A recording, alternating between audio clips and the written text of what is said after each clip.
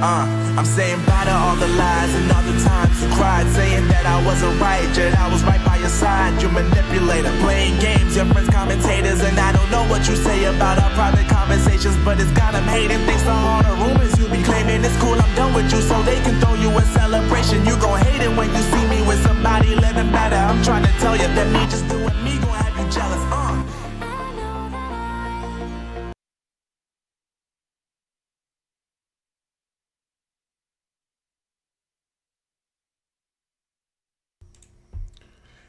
Hey folks, I just want to make sure that the mic is working. Yeah, it's working, just not perfectly. Anyway, welcome back to the program.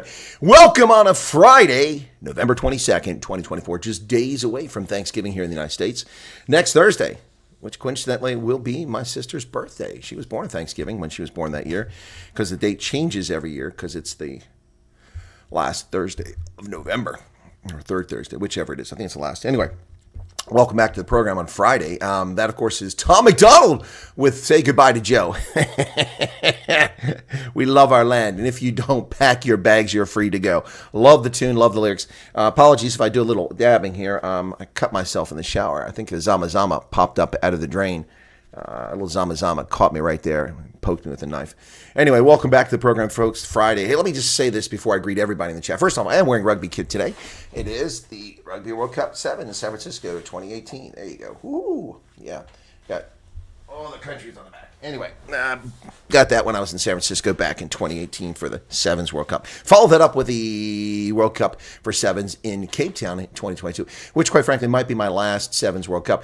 World Rugby has destroyed the concept of Sevens and undermined the interesting part of the game and made it quite boring, and taken the tournaments from London and Las Vegas to places like Spain, where nobody goes. Anyway, welcome back. So, so before I go into greeting everybody in the chat, which I'm going to do in just a moment, I did want to say the following. I did a video yesterday, and I used Ronaldo Cruz as the vehicle to talk about a topic that needs to be talked about. One I've talked about on a live broadcast, but I don't think I've done a video specifically on this group before. But what I've been long calling the captured South African Human Rights Commission needs to be exposed for their hypocrisy. And I did that yesterday using Ronaldo as the vehicle. Now, the response has been overwhelmingly positive, but let's not get carried away. My channel doesn't get the attention that some of us hope it would get. So that video has about 6,000 views. These days, that's pretty good on this channel. So very grateful for everyone who's watched it, and for those who commented, for the 540 plus people who liked it, and the 5 who don't like it, or 3. So what I want to say is that one viewer said they got through, 2 minutes of this and they get tired of it. And, interesting that viewer is tired of my coverage of Ronaldo. Well, it wasn't coverage of Ronaldo. It was coverage of the South African Human Rights Commission. Ronaldo was the vehicle to make it possible. I had to talk about what they said, the professor said about him at the hearing with the press, in order to convey the hypocrisy of the South African Human Rights Commission. For those who are watching the video will know that I also talked extensively about Nas Botha, Nick Mallet, Graham Smith, Jan Bry. Hank's Old Irish Pub was also discussed in there, and just the whole nature of the South African Human Rights Commission, including Obakeng Ramabhudu and, of course, Julius Malema. So all of that was all packaged talking about the South African Human Rights Commission, which is very selective in its outrage. So that was the purpose of that video yesterday. That seems to be lost on at least one viewer who just seems to want to, I understand why the viewer just wants to keep, going on and on. No, that viewer was black. No, Chris, that viewer is not black. That viewer is white. Viewer is white. Virtually no black folks watch the video, from what I can see. But anyway, so what I want to say is this. That viewer, I asked that viewer, if you're present, have you gone to News 24 and complained about their coverage of Ronaldo appearing in court? After all, News 24 ran front page story on Ronaldo Cruz going to court. Then he ran another full page story, the top of the fold story, on the South African Human Rights Commission's demands for 100,000 Rand fine and community service. So not only did the News 24 run a story, but 2 news stories. Yeah, Cape Tony and Chris. 2 news stories on the front page within 6 hours of each other talking about the Ronaldo Cruz story. This story is also in the Daily Maverick. I didn't see it in the IOL. They normally carry it, but they did not carry it. Hang on a second. What's this? Okay. Yeah, so I post, the Daily Maverick and the News 24 carried at least 3 stories on this. Yet I have a viewer that takes exception that I do it. I guess it's my own fault. I mean, I allow chat in my videos, I allow comments in my videos, and I interact with my audience. So I suppose I should blame myself. I mean, if I just sat here and just delivered the news and hope that people watch my program based on just that and not engaging in building a community, just be like a news network and just, put out my news instead of propaganda like they do. And my analysis, then I wouldn't get any comments. I could block all that stuff, but then it wouldn't be the same, would it? It wouldn't quite be the same. Anyway, to that viewer and anybody that takes exception to me talking about Ronaldo frequently, too bad. It's newsworthy. News 24 thought it was newsworthy. The Daily Maverick thought it was newsworthy. Both of them led with it above the fold. And even if they didn't, I cover stories that the media aren't covering. So if I choose to cover it, I will cover it. Notice I haven't done any stories on the Roman Kabanek story because there's nothing newsworthy there. He's being attacked by racist bigots and haters with no justification whatsoever, and we've covered that story. But the Ronaldo story was relevant because the court case is now gone forward, and he had an appearance in court. Wasn't planning on covering the story at all until he wound up in court. So there you go. Anyway, so all right, that's what I had to say to the viewer, which that person I'm sure is listening. Without insulting the viewer, honestly, seriously. Did you write a complaint to the Daily Maverick? Did you write a complaint to News 24? And if your answer to me is that, well, I don't read those publications, well, then why are you watching my videos and complaining? All right, let's say hello to everybody in the chat. Val Cooper's here, Dylan Combrick, Jan Filion, Charles Van Olsen, the voice of reason, Teresa, Pablo Charlie's back. Welcome, Pablo. Charmaine Heiseman. One day I'll meet Charmaine and pronounce that name correctly. Charmaine's always kind of a cool name. It's kind of posh. Have you met Charmaine? No, I haven't. Is she lovely? Oh, she's quite lovely. Eric is here. And Monray Siebert's in from Cape Town. Gina Mullman. Paulie, the brains behind the operation. Or so he claims. Put out any fires there, Paulie? Literally. Physically. Hardest Pretoria says, damn, what a tune. That is an incredible song. I'll get a copyright claim on that, but no problem. I'm happy to deal with copyright claim because that is the best song that Tom McDonald's ever done. Best one he's done, hands down. Yep. Hardest Pretorius, thank you for being here. Good morning to everyone and good evening. Helen Kutz is back. Light rain in from Pacific. I sound like Joe Biden. I say, boy. Foghorn Leghorn. Yeah. The Pacific Northwest was what I was trying to say. Chris Ehlers is here. And who else we got? Fleshin is in from the UK. Hey, Fleshin, how's it going? We haven't seen lately?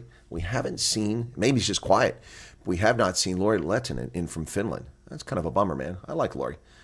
Really looking forward to hearing from Lori. But I haven't seen the Right Reverend Rawhide.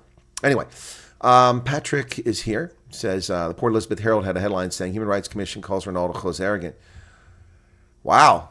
Well, I would call the Port Elizabeth Herald fake news. No, I mean, if that's what the Human Rights Commission said, that's what they're reporting, so they're not fake news. That's not fair to the paper. But that's not the headline. What happened there? The Daily Maverick and the News 24 were both objective. They reported, well, in the first story, they reported news, not propaganda. It was pretty good. Gabriel's in from their Schweiz. He says, what's your opinion about Matt Gaetz? I'm not accepting his post. Okay, well, punctuation matters. As the book Eats, Shoots, and Leaves would indicate. Has anyone ever read that book? Raise your hand if you read the book Eats, Shoots, and Leaves. Of course, I can't see your hands, but you can comment. That's how you can raise your hand in the chat. So Eats, Shoots, and Leaves by Lynn Truss, a Brit, is a brilliant book. It's about punctuation.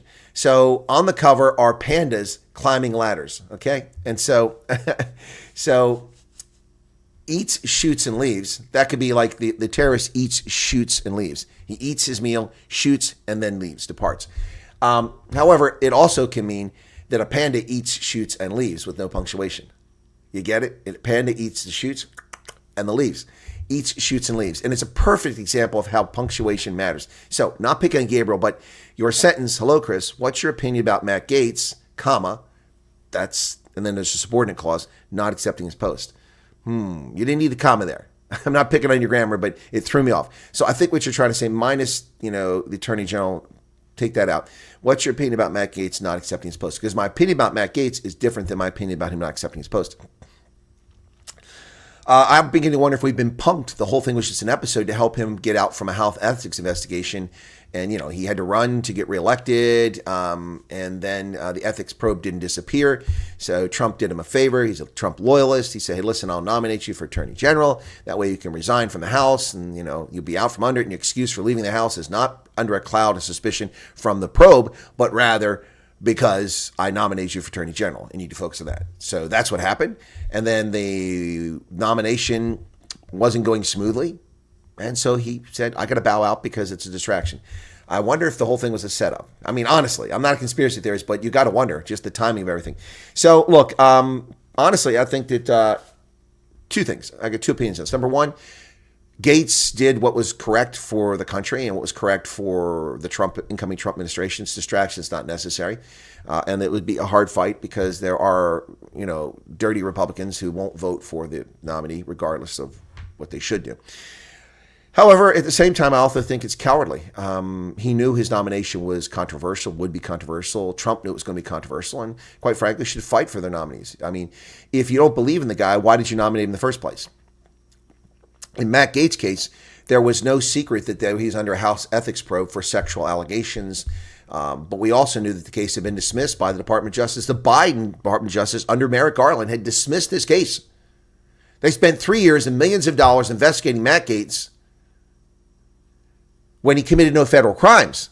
Now think about that. The federal government has purview over federal crimes.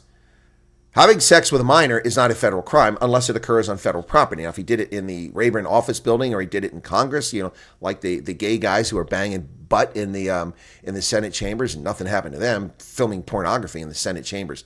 Unbelievable. That just shows you how out of control Congress is that people can have sex in the Senate chambers and there's no guards there, there's no one watching. They can actually film it and post it online. It speaks volumes about the whole situation. So the charge against Gaetz, I'm saying that he's a coward. And I'm saying, unless we're being punked and the whole thing was a setup, and Trump's transition team are cowards. Now, in the case of Pete Hegseth, they did poor vetting.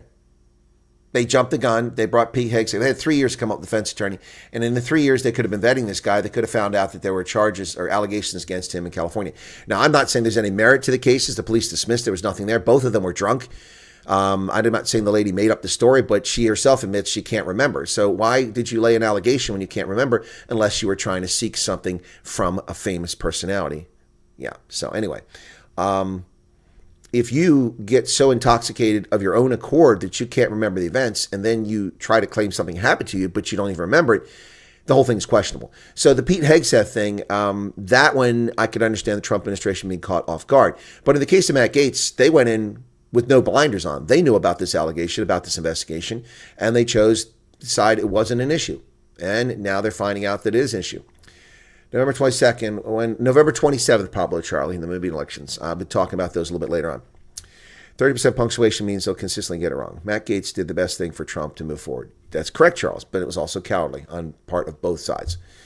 Charge versus Gaetz, empty vessel makes a lot of noise, but nothing really there. Correct, Charles. As I said openly, I said, let's just face the facts. For number one, I had this conversation with my little brother who was here last night.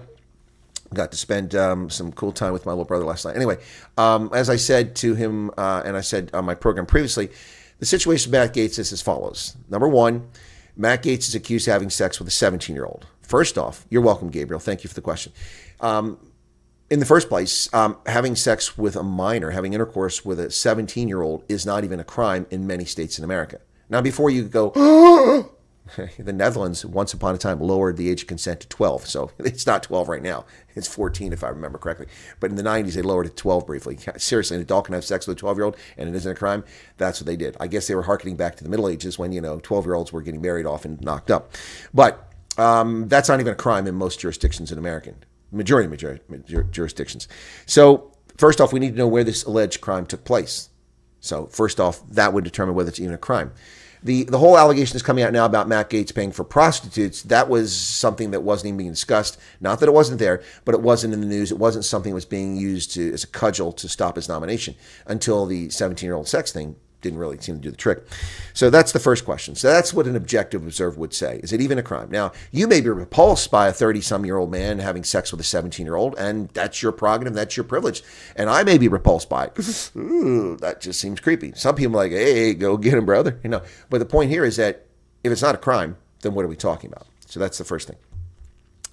Second thing here is that the Department of Justice investigated this under Merrick Garland. If they were going to get him, they were going to get him. I mean, look what they did January 6th. There's people wandering in a building charged with essentially misdemeanors and sentenced to federal prison for 18 months.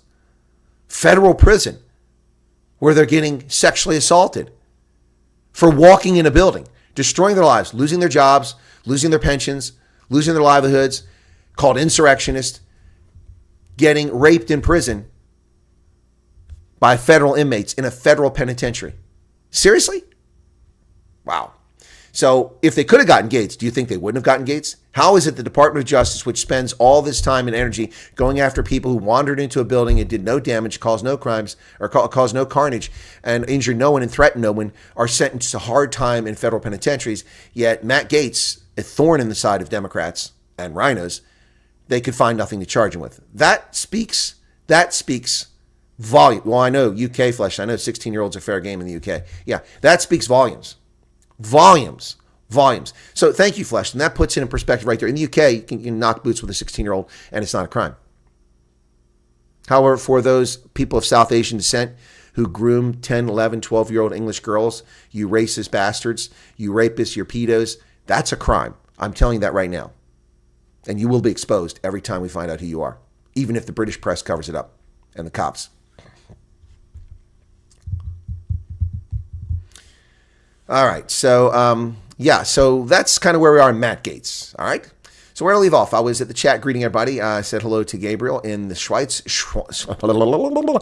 Shawnee Gross, welcome to you. Pablo Charlie, answer your question.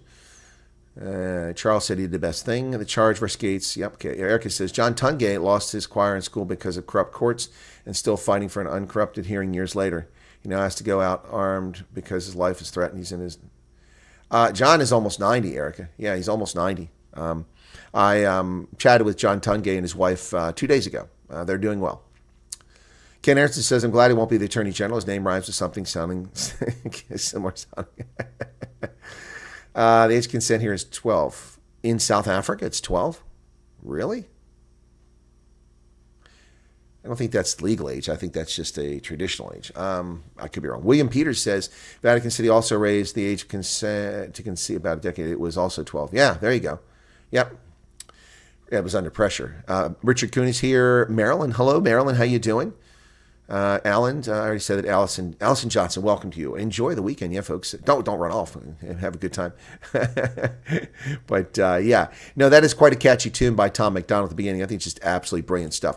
So let's get to some of the news. We got an audience of 79 here at the moment, and let's get started. So I don't remember the last time I paid for electricity, says a Soweto resident. Yeah, the meter situation. Whoops. What the heck happened there? That is the wrong button once again. Boy, it's starting to get old here. What's going on? Sorry about that, folks. There we go. There you go. All right, so this whole electricity meter, look at all those people lined up trying to get their meters fixed. Well, why did it take a dozen years for Eskom to address this issue?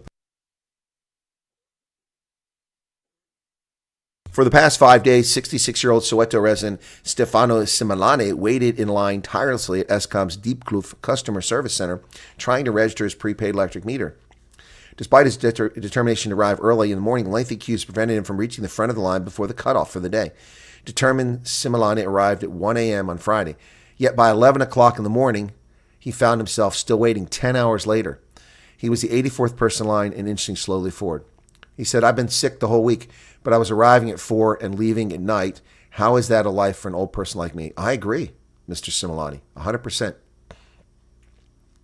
Look at these queues.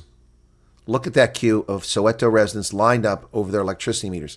These are people that are trying to get electricity and actually pay for it.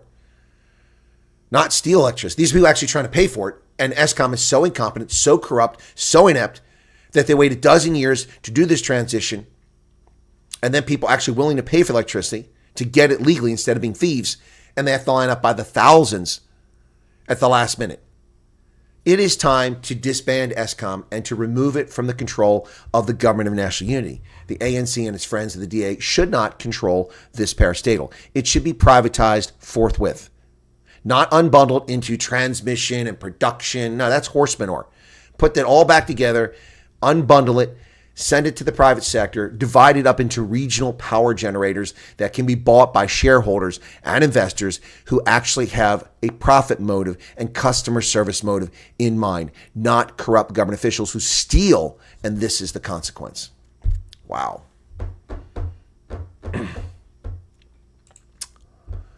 This is a heartbreaking story, folks. And I don't know what's going on here. Well, I do know what's going on here. Of course, throughout Africa, we have all kinds of unregulated, informal businesses. In fact, in parts of West Africa, 3/4 of the GDP is informal, the informal sector. And that's what's playing a role here with unregistered spaza shops. And I'm not calling for them to be registered or not be registered. I'm stating the fact. Apparently being accused of selling contaminated food all over the country. This one's a heartbreaker. If this doesn't bring a tear to your eye, then you're just callous. I mean, Dad, come watch me graduate on Friday. This is what a child sent to his father, but that will never happen. Siabonga, 5 years old, sent a note but died after eating allegedly tainted snacks. Siabonga Nisi, 5 years old, died after eating these snacks. Dad, I'll be graduating on Friday. Please come watch me. I'll be speaking English. And they say parents must be there. Please attend. This is the message of 5-year-old Siabonga Nisi. He sent his father on Monday, telling him about his upcoming grade R graduation. But his father will never see him graduate after his son's death of suspected foodborne illness. He'd eaten chips allegedly bought at a local spaza shop.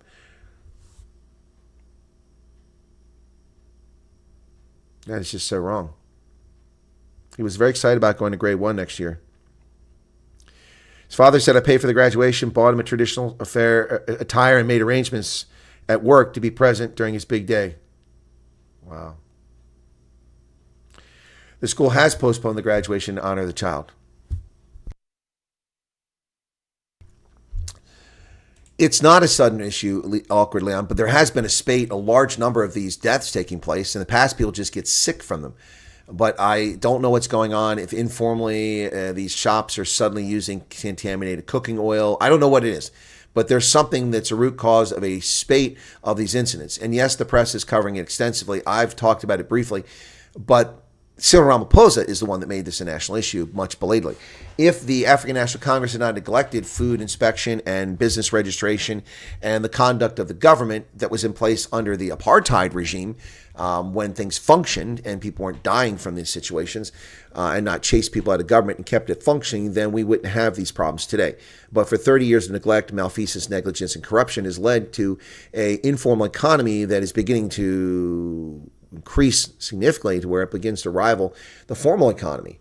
In West Africa, as I said, oftentimes the informal economy is $3 out of $4 is in the informal economy. It's not captured by economists. So you see the size of the economy of Togo being this big, when actually it's that big. And the World Bank doesn't capture that. Very few economists make a genuine effort to capture the size of the informal economy. In South Africa, I estimate the informal economy is as much as 1/3 of the economy.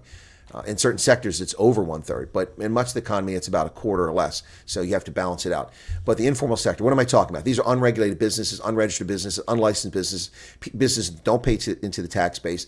These are places predominantly that are there for the poor and lower income. And that's how they survive with these informal sectors. So Erica says, a sad story about Siabonga. Yep. The ANC gave spaza shops free and what do you expect? Exactly, Charles, exactly. They let them do what they wanted for 30 years. Those meters are adjusted for the new 30% up tariffs and control, says Elmy 5 pence. Cops found warehouse in Durban with expired food that's getting dumped here in South Africa. That's another issue, Charmaine. The ports are a disaster in South Africa. They're uncontrolled. They're unregulated properly. They're the worst performing ports on the planet. I mean, look, at what point does the ANC become embarrassed by their destruction of the country? No rail lines in Northwest Province. All the copper's been stolen. They're even stealing rails up there. The rail network is destroyed all over the country. The roads are a disaster. The schools are a disaster. They've dumbed down education standards. They've tripled the number of people living in abject poverty in 30 years. That's quite an accomplishment, ANC. They stir racism at every turn, yet they fail to fix anything. We're going to talk about pit latrines in just a moment. This is another disgraceful thing that the ANC has done. And you can't blame the National Party because a lot of these schools didn't exist when the National Party was there. The ANC built shitty schools, and then they didn't provide proper abolition units because they're cheap, stealing, thieving, kleptocratic bastards. Yep. And then they allow tainted food to come into the country. They allow criminal syndicates to run around and run operations by putting false labels and claiming it's from a major business. Look, South Africa is in deep, deep, deep crap. I mean, it is seriously bad in South Africa, ladies and gentlemen. Yeah, the people who live, in parts of Hatfield or Brooklyn or, in Northcliffe, Northcliffe is okay, but it's falling apart too now, but not this bad. Or people that live, in ritzy neighborhoods in Cape Town or in Stellenbosch, you can sit there and tell me that, things aren't as bad. South Africa's wonderful. It's lovely. It's bullshit. That's bullshit. The country is collapsing at the hands of the ANC and now of the Democratic Alliance, although they seem to be trying to save it. My goodness. Sad news. What happened to Richard's mother? Where's Richard's comment at? I see that. I don't see Richard. I haven't seen Richard comment for a while. I don't see a comment for... Oh, that's why it's on top chat. This stupid thing. All right, let me go over here and see if I've got it on the proper chat. Live chat. Okay, let me see. I still don't see a comment from Richard. Oh, bit late. Had to help my parents. Dad went to the library. When he got home, Mom could not recognize him, so went to give Mom a hug. And as soon as Mom recognized me, then remembered who did. Oh man, that's so sad, Richard. I'm so sorry. Yeah, no. It's the greatest fear I've ever had is losing mental faculties. I mean, physical faculties are one thing. I mean, you can be assisted. There's ways to get around. There's ways to do things. But if your mind goes, it's just, and your memories are gone. It's who you are. It's your identity. It's such a sad part. It's something we really should focus on. Ken says embarrassment's not in their vocabulary. Ken, you are spot on, brother. 100%. They're not in the least bit embarrassed. The 5-year-old's death was manslaughter via the ANC government negligence. Well, I won't disagree, Patrick. I won't disagree with that. Theodoros is back. Hey, ICC arrest warrant. Yes, we covered that yesterday upon Netanyahu. Thank you for that. Matthew Dixon, perspective is key. Okay. Philippines make recycled throwaway food, private, not government, though. Oh, I'm not familiar with that, Charles. The U.S. has APAC. Why doesn't South Africa have something like that for Afrikaners and Boers? Pablo Charlie, many people claim that that's the purpose of AfriForum or the Sightlanders or the Boer Legion. I don't think any of those actually meet the same sort of position you're talking about. None of them are actually lobbying groups. You're talking about a lobbying group. So why isn't there an Afrikaner lobbying group? I don't know. That's up to South Africans. Lusufi must be honored. Fantastic repairs to Bree Street. Looks better than ever. Exemplary work, says Sedgefield. Okay. Panyazi Lusufi, responsible for fixing that road. Wow. Okay. Some little love for Panyazi Lusufi, I suppose, right there. Thank you for sharing that. It's a very busy day for me today, folks, although my schedule keeps getting adjusted here. I was supposed to do my rugby recording this morning with M.V. Velman, and he begged off.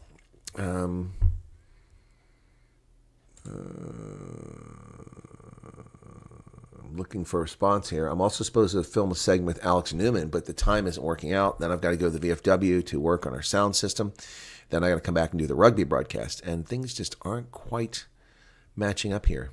All right, so yeah, I'm waiting for hear back from folks, and I haven't heard back, so I've got to keep checking my mail. Chris, they steal oil out of the Eskom transformers and use it to cook food. That's news to me, Monray, and that would explain these deaths. Because let me explain something to you.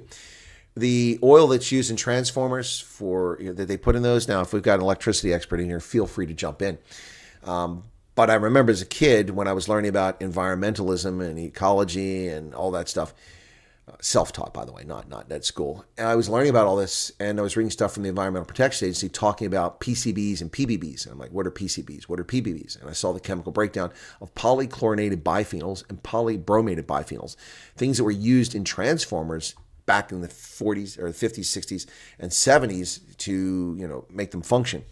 Those things are highly toxic PCBs embed themselves in your tissue, and they can cause cancer, and the same with PBBs. We were supposed to phase all those things out of transformers, but I suspect that those things probably still remain, those carcinogens, in transformers in places around the world, particularly in the developing world, and especially in places like South Africa. If people are stealing that material out of there and cooking food in, oh my God, oh my God, oh my God. That would explain why people are dying very easily. My goodness. Monray, you might be onto something there. I hadn't even considered that. I just figured they're using tainted oil that was recycled from bins, and not cleaning it properly. Even cooking goes, yes, no, it does, Charles. Trust me, I know. I oversee, well, I'm not oversee, but I have a restaurant that at the Veterans Organization, and that's been a problem. The cooking oil has to be changed periodically. You can't continue to cook in it endlessly. Yep. Charles says, this is Africa. I saw one with a water purifier connected to a toilet bowl. Good Lord. Richard says, my duty to do what I can. It is, Richard, but that's a tough road to hoe. I have to say that my father never lost his mental faculties. He just threw a clot and eventually, I guess had a heart attack, went into a coma, and never recovered from the coma. And then eventually they turned off the machines. He passed away. But his partner tried to keep him, she tried to keep him going for a long time. It cost her a lot of money. Tens of thousands of dollars to keep him going. But he never lost his mental faculties. My mother never lost her mental faculties. Cancer got her. And even to the last moment when she drew her last breath, she was still lucid and cognizant, although she was unable to speak at the end, for those who watched that broadcast. 62 people watched that broadcast. Yeah, that was not many people. Russell Wilson from Pittsburgh Steelers, absolutely amazing. I'm not sure what the Pittsburgh Steelers and the NFL have to do with the conversation, but thank you for sharing, Pablo Charlie. Yeah, so it's tough when people lose their mental faculties. I seem to be having some challenges lately remembering names. That's bizarre. Then I can remember them for days afterwards. Last night I couldn't remember Bo Bridges' name, but then of course I remember for days after. So I'm not really sure what's going on. Hang on a second. I have a message here to look and see if it's about my broadcast. It just came up on the phone.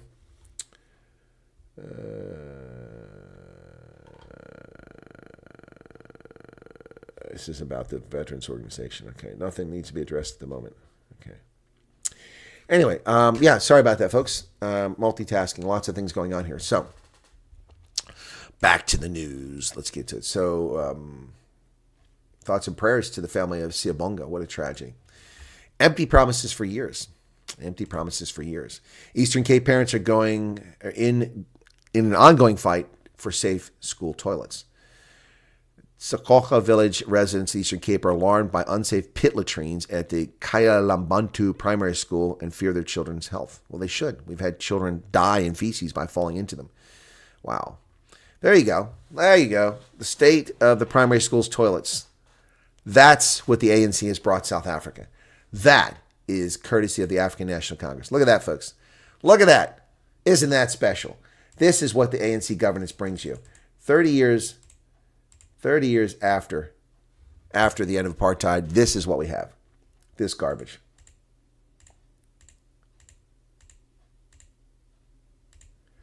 There you go. That's a latrine at a primary school. Garrett says, my dad died, my arms, shook my hand, clear in mind, epic moment. Yeah, Garrett, that's amazing. Look at that. Wow. Proudly brought to you by the African National Congress.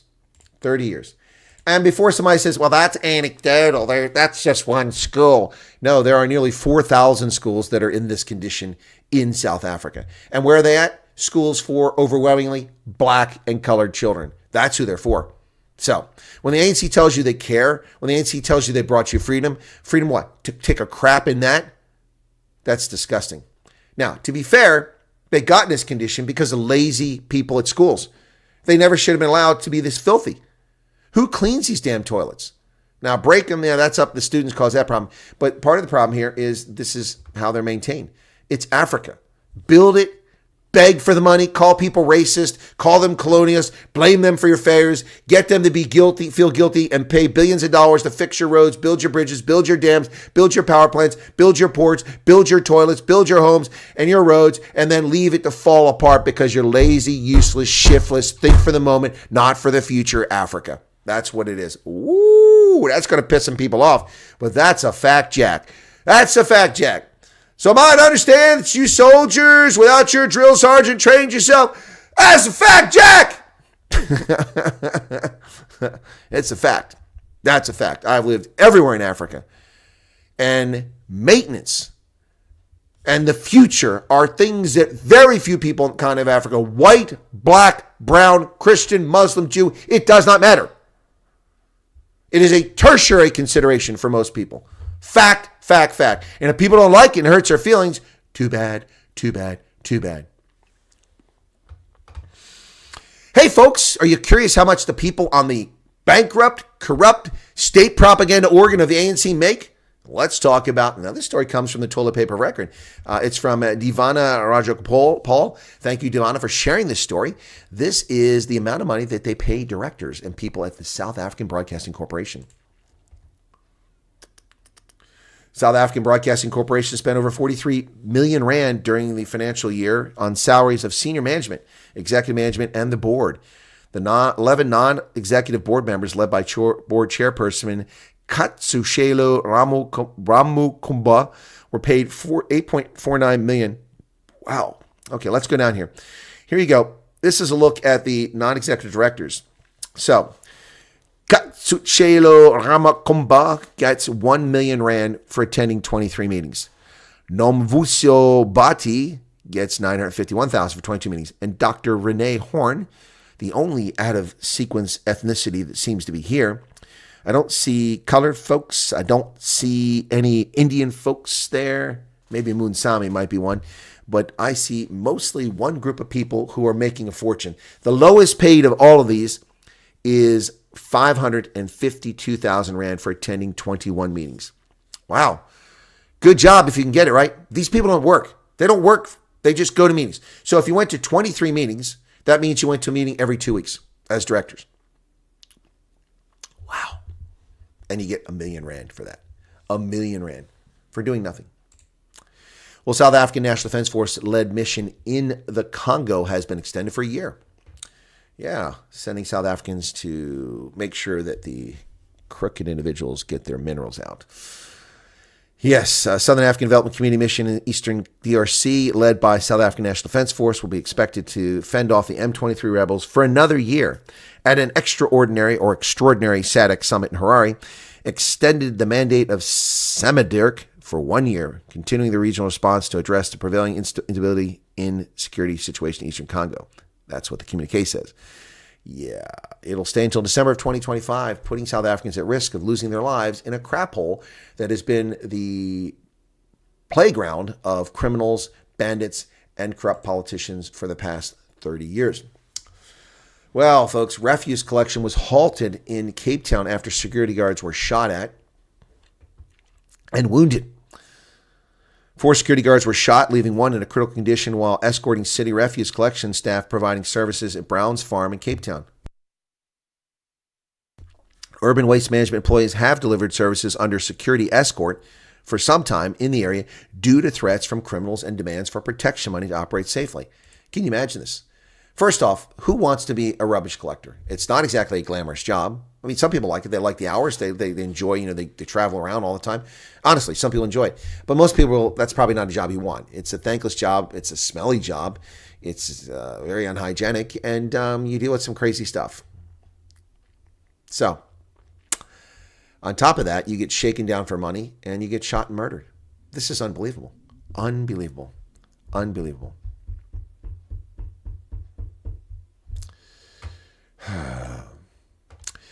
Well, speaking of that, 2 years after the fact, Lesotho nationals finally jailed for fatally shooting 4 waste collectors at a dump site in Gauteng. This one from Jolene Maharaya Maharaj. 5 Lesotho nationals have been handed 4 life terms for imprisonment after they were found guilty of killing 4 waste collectors at a dumping site in March of 2022. This week in the Palm Ridge High Court sentenced the men for murders of Mamalakhlokeng Serobanyane, Amelia Kiketsi, Molokeng Kutlitsi, and Retelabila Sebatana. Good Lord. The accused, Ntole Montle, 30, Motlantoa Nkwe, 47, Tokokane Palo, 47, Shele Lesala, 22, and 35-year-old Tefelo Mokotla were convicted of killing the men at a Selby dumping site on March 3rd, 2022. So is this part of this nonsense? Murdering these people? It's unbelievable. Hang on a second. I got another one here. Okay, got it. All right. Yeah. So when did collecting trash become a murder situation? This is horrible. What the hell is going on? This is the ANC. This is Beckett Chile, the cat in the hat, allowing this lawlessness, this gangsterism, these syndicates to operate in South Africa and build a base. And now they're untouchable in many respects. They go around and murder trash collectors. What the hell is wrong with these people? Greedy bastards. Turn your energy towards genuine enterprise, entrepreneurialism, to building things, developing things, instead of criminal. Oh. Speaking of criminals, the Zamazamas at Stilfontein in Northwest Province, it's still a story. Now we're sending cameras down into the cave. Ooh. It's like those little things that go through the caves. I was like in the Matrix, they come down, the lights, laser lights looking around for all the people. God. Good Lord. Stilfontein. Phase 2 of retrieving Stilfontein Zamazamas sees camera lowered twice to assess the mine shaft. A camera was sent down in the Stilfontein gold mine to assess the situation. The camera had to assess the underground and shaft's conditions before illegal miners could be brought to the surface. The rescue team swiftly took away the camera for assessment. It was lowered into the hole and it was lifted back out at 11:45. Rescue teams. Nobody needs to be rescued at the Stilfontein mine. The mine has not collapsed. No one's trapped underground. They are there of their own volition. They are criminals. Stop this nonsense. They are criminals. Remove them. Turning our attention to Namibia, the Namibian newspaper is not running this story, and that's why I bring it up. Namibian, one of the most widely read publications in Namibia, talks about National Farmers Union encouraging people to vote and about the government providing money for fixing roads in country. The Sam Nujoma Foundation, thirsty Namibians, and moving Namibia in the right direction. But I see no story here talking about what I'm about to talk about. So, Namibia's SWAPO faces voters with reason to be nervous. Indeed, they do. And I'm predicting with a dearth of information, but a sense of what's going on the ground, that SWAPO will be forced into coalition if it's free and fair elections. I don't know if they'll be slammed like the BDP was in Botswana, which shocked even the BDP and a lot of observers, but they will certainly be forced into coalition is my expectation. The vote is on November 27th. And SWAPO could be in trouble for the first time, according to the French news agency. Born-free voters connected to the internet are an important constituency. Here, this election campaign says, we delivered trust. Trust us to deliver more. Oh, so we delivered trust us to deliver more. Vote SWAPO. Job creation and living wages. Are you serious? Namibia is one of the most unequal countries in the world. It's in the top 3, if I'm not mistaken, the last time I checked, for wealth disparity. The Gini coefficient is off the charts in Namibia. Wealthy and everybody else. There's really not much in between. They have not delivered on jobs. Unemployment is off the charts. Poverty is off the charts. Infrastructure remains poor in much of the country. People live as if it's the 13th century in many parts of Namibia. SWAPO has not delivered anything except rich residences for their cadres and luxurious lives for politicians who claim to have fought in the war for their little organization, fighting Coatfoot. Yeah, please spare me. They are going to suffer an epic defeat in this election, is my expectation. So the Independent Line runs a fascinating story, I don't know how true it is, by Banyethe Msimang. I'd like to talk to Banyethe Msimang about this because he's got a source who claims that the major opposition party, the IPC, has a propaganda campaign going on, and they're spreading disinformation. I'd like to see what these pamphlets are and what they actually say, because it really isn't helpful to read this story. However, I'm reporting on it because the toilet paper, the record, has the story. According to Msimang, for the IPC, the road ahead appears bleak. There's no coverage of this in Namibian press, so I don't know how it remains bleak. The party's credibility lies in tatters and its political future hangs by a thread. This is what Msimang claims. He said the Independent Patriots for Change, a once promising political contender, is now at the center of an extraordinary political scandal. The story, initiated by an investigative courage of a Windhoek resident, reveals a meticulously orchestrated scheme of propaganda, disinformation, and suppression. The unfolding drama exposes the darker underbelly of political campaigns and raises urgent questions about the integrity of Namibia's democratic institutions and the role of foreign influence in shaping its political landscape. My goodness, that sounds shocking. Shocking. If this is the case, this would be all over Namibian newspapers, would it not? Maybe it's in the German newspaper. Some people still read that. I should look that up. Anyway, it goes on and talking about propaganda, infiltration, erosion of trust, and they mention an American organization. They do, and they blame them for being part of this. Yep, the National Democratic Institute, which in fact is a U.S. nonprofit organization, which is chartered by Congress. Interesting thing, though, about it. I'm not saying there's any validity to these claims that the IPC is doing propaganda. All political parties do propaganda, so whatever. I need to see the actual material they're talking about to see if it's true or not. But I can say this. The National Democratic Institute is supposed to be a nonpartisan organization. That's a lie. Let me show you who some of the directors are, okay? The National Democratic Institute, okay? Nonprofit, non-governmental organization chartered by Congress, okay? So as of December of last year, the board of directors includes Tom Daschle, Democrat, Stacey Abrams, Democrat, Donna Brazile, Democrat, Johnny Carson, Democrat. Shall I continue? Madeleine Albright, Democrat. These are all Democrats. Wow. So here's some activities. Cambodia, Chile, Nicaragua, Northern Ireland, Taiwan, Hong Kong, North Korea, Ukraine, U.S., Venezuela. And they're funding from the National Endowment for Democracy, the U.S. Agency for National Development, the U.S. Department of State. Yeah, these are funded also by government of Australia, the government of Denmark, government of Belgium, and the Open Society Foundations. The Open Society Foundations. Okay, so the National Democratic Institute is funded by George Soros. Enough said. So I don't know what's going on with the IPC, but if in fact it's true that they're funded by this organization, then in fact they may very well be doing propaganda. Propaganda, yep. So the International Criminal Court, busy with bogus arrest warrants for Benjamin Netanyahu and Yoav Gallant, actually convicted a real criminal.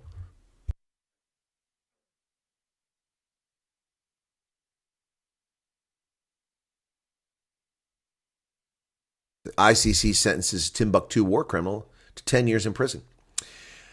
Al Hassan Ag Abdul Aziz Ag Mohammed. I didn't make that up. The guy goes by the nom de guerre. Al Hassan Ag Abdul Aziz Ag Mohammed. Yep, that's what he actually goes by. He was a member of the feared Ansar Dine Islamic group, was operating in Algeria and in the Sahel. They all seized control of Timbuktu back in 2012. He was convicted by the International Criminal Court in June and sentenced on Wednesday to 10 years. He showed no emotion after the judge sentenced in prison. This is a cakewalk, 10 years. It should be life for his crimes. The United Kingdom and France say they will do all that is necessary, apparently including giving ballistic missiles to the Ukraine to fuel their proxy war. Wow. Foreign Secretary David Lammy, is he from the famous Midlands Lammies? Yeah, very English-looking fellow there. UK and France will do everything that's necessary to support Ukraine in its war with Russia. Okay. Lamy and Barrot wrote that since the conflict began, not only did Vladimir Putin accelerate the largest war on the European continent since the Second World War, he also sought to rewrite the international order. Ministers continue the annihilation of global architecture has been a cornerstone. Shut up, you warmongers. Shut up. Meanwhile, a man is arrested for using a word that hurt the UK's feelings. A man arrested for calling a rabbi a KAPO on Facebook. It sparks free speech outcry. When Rupert Nathan, a 63-year-old father in England, used the term KAPO to describe another Jewish man, oh, so he's Jewish too, in a private Facebook comment, it ignited a controversy that resulted in his arrest and 12-hour detention, all witnessed by his distraught 12-year-old daughter. The term, of course, originates from Nazi Germany. It refers to Jewish individuals who oversaw fellow prisoners in concentration and extermination camps. Today, it is sometimes used among Jewish people to accuse someone of betrayal. It's not so that's what it is. According to the Daily Mail, Nathan, who is also labeled Rabbi Gabriel Kenter Weber a creep and a fake rabbi in the comments, has expressed fear for his career. His case has been forwarded to the Crown Prosecution Service by the police to determine if he should be charged under the malicious communications law. Malicious communications law. Are you serious? What the hell happened to the United Kingdom? Where is Maggie Thatcher? Yet this is another incident that raises significant concerns about the extent of British policing in matters that involve potentially offensive language rather than clear legal violations. Yeah, no law has been violated. The Germans are demanding that Gab give them the name of someone who called a politician fat. Why? What law are they accused of breaching? No law. The fact that someone is morbidly obese and someone comments on it, then don't be morbidly obese.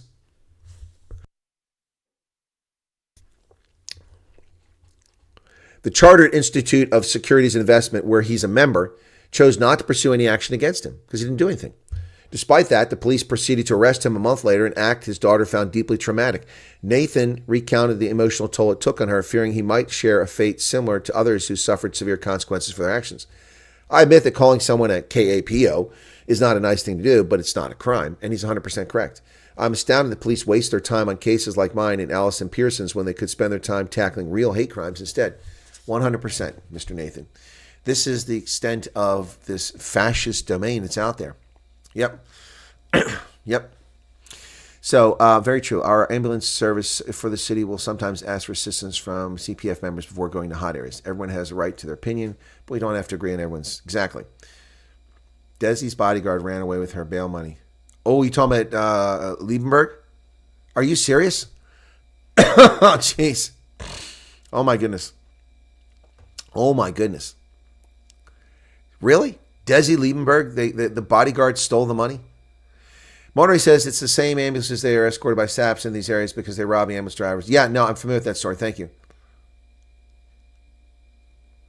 Ken says he's impressed with how Erica functions. Forget the idiots. Yeah, Pablo, ease up. Erica's had 2 strokes, and the fact that she's alive is a miracle, and the fact that she has a spirit to continue to go is something people should respect. So I will not tolerate abuse against viewers in this channel. Not saying that Pablo committed abuse, but ease up, ease up. Not just current set of ANC, it's systemic. Yeah, no, I agree, Ken. It goes back to the 60s. Good luck getting a camera down 2.5 kilometers in any footage. The Zama Zama stories are a distraction for something bigger, says Charmaine. She might be right. She might be right. All right. Okay, so this is a good time to talk about, the effort to silence people's speech because politicians fear speech because it exposes their hypocrisy and their crimes. So let me just bring a video up. I'll find it here in a moment. Crap, it's from last night. Here he goes. Okay, that's not it. I know I downloaded this damn thing. Hang on a second here. Something going on with my computer. It's not registering the videos I downloaded last night in images as images. So I'm looking for this video. Where the hell's it at? I know I saved it. Come on. Where's it at? Oh, man. Now I'm going to have to go to Twitter for it. Okay, because I can't find it. I thought I downloaded this damn thing. That sucks. All right, let me do this because I want to use this video. There it is. Okay, got it here. Okay, continue watching on X. Here we go. So I've got it here. I'm glad I didn't delete this. Okay, this is on X. Okay, hang on a second here. All right, this is the House Oversight Committee, and this is Ayanna Pressley. Ayanna Pressley is a member of Congress. She is an evil person. Listen to what she has to say when Republicans raise the name of Dr. Martin Luther King. And I'd also just like to take a personal note of privilege to say, please keep Dr. Martin Luther King Jr.'s name. A personal note of privilege. You can shove that up your backside. Personal note of privilege. Stop being an ass. Out of your mouths. Your perversion of his... She is talking to fellow members of the House of Representatives in camera, and she is telling, listen to how she talks, this condescending black supremacy, this angry black woman behavior. Words and his mission when his children have asked you to stop invoking his name and perverting his work when he was a proud and unapologetic black man fighting for equality for black Americans and all. No, that's a factually untrue statement. He was a black man who fought for equality for all Americans, not for black Americans, for all Americans. She's a moron. She's a race hater. She's a race baiter. She's an outright racist. Marginalized people. So you all are entitled to your opinion. Listen to this racist crap. But not a denial of the facts. But I'm not surprised that you would deny American history. A colleague across the aisle invoked the phrase of, we must do everything to stop government-sponsored oppression. Well, I've just enumerated numerous examples, which is jurisdiction and an executive order to reverse this harm. And that is why I'm committed to opposing this bill and urge my colleagues to do the same. So she's telling white men that they can't mention Dr. Martin Luther King, and only black people are allowed to talk about Dr. King. She's a bigot. She's a racist. She's a vile, repulsive human being. Let's hear what Representative Higgins had to say in response. And before I give you that, I'll tell you what I have to say. This document here guarantees the government cannot censor my speech. The Constitution of the United States, the First Amendment, and the Bill of Rights. The government cannot censor my speech. And she cannot censor my speech as a representative of the government. She's a vile, repulsive human being who needs to be smacked down verbally. And this is what he does. And as a veteran of this country who spent 36 years of my life supporting and defending that Constitution, I will say what the hell I want about anyone. And I talk about Dr. King all the time, so you can shove that where the sun don't shine. You oppressive, vile, repulsive human troll. There. Now you know how I feel about Ayanna Pressley. But that shouldn't have been a secret. Colleague, and I appreciate my Democrat colleague for exemplifying exactly the kind of oppression of freedoms that we're... Now, listen to this. She breaks decorum and breaks the rules of the House by continually interrupting him and stealing his time, shouting across the room. She is an angry black woman, the very definition of Medea, Tyler Perry. This is a woman who does not deserve being in Congress. She should be censored for her conduct. She should be expelled from the House of Representatives because she is a fool. Referencing. How about we'll quote whoever we want to quote? Exactly. How about that's my First Amendment right? That's exactly the kind of baked-in oppression. Like, how dare a white Republican quote Martin Luther King? We actually had a congressman say that just now in this committee. Yep. Well, thank you, good lady, for once again exemplifying the type of oppression that we stand against. You know I'm right. You know I'm right. Order. Mr. Higgins has the floor. And we will quote who we please to quote. A disgrace. And we will continue. She's the disgrace. To speak freely because I'm a veteran. That's the country that I serve. That's the Constitution I swore an allegiance to. Damn Skippy. And that oath has no expiration date. 100%. I will fight for it with my last life's blood. For my right to speak freely and yours, good lady. You will never hear me saying, how dare you quote anybody you please to quote. And that exemplifies, America, precisely the type of institutional oppression that my colleague, Mr. Cloud's bill, for which I'm an original co-sponsor, hopes to push back against. Yep, 100%. That's exactly right. And she is a vile, evil person, and it needs to get the smackdown. This is the nonsense we deal with here. This is the crap we deal with here. And if you deign to speak up, then you're called names. Yeah, screw her. Half of Russia's Airbus A320 and 321 Neos apparently can't fly because they have no parts for the engine. This is all part of a crippling sanctions scheme that the European Union put on the aviation industry, and this is a disgraceful effort which is going to lead to aviation tragedies and mishaps as a consequence of the European Union's behavior. Hungary's Viktor Orban has invited Benjamin Netanyahu to visit, trashing an ICC warrant, telling him to get screwed. Hungarian Prime Minister Viktor Orban today invited Israeli counterpart to visit European country a day after the ICC issued an arrest warrant. ICC, based in The Hague, accused Mr. Netanyahu and Mr. Galan of committing crimes against humanity and war crimes. Speaking on Hungarian state radio, Orban said the decision from the ICC was outrageously brazen and based on politics rather than legal reasoning. This is fundamentally wrong and completely discrediting the international law, but it can also add fuel to the fire. Therefore, there's no other option but to oppose this decision. Against the shameful weakness of those who've lined up alongside the outrageous decision against the state of Israel's right to defend itself, Hungary, like our friends in the U.S., has shown moral clarity and steadfastness on the side of justice and truth. And there you go. So I stand with Viktor Orban. Where do you stand? Fury in the United Kingdom. So the left is saying that they have to have inheritance tax so that they can take farms away from farmers, that it's wrong to have generational wealth, while they give over £500 million to farmers in the developing world while trying to steal the farms of Brits. This one in the Express.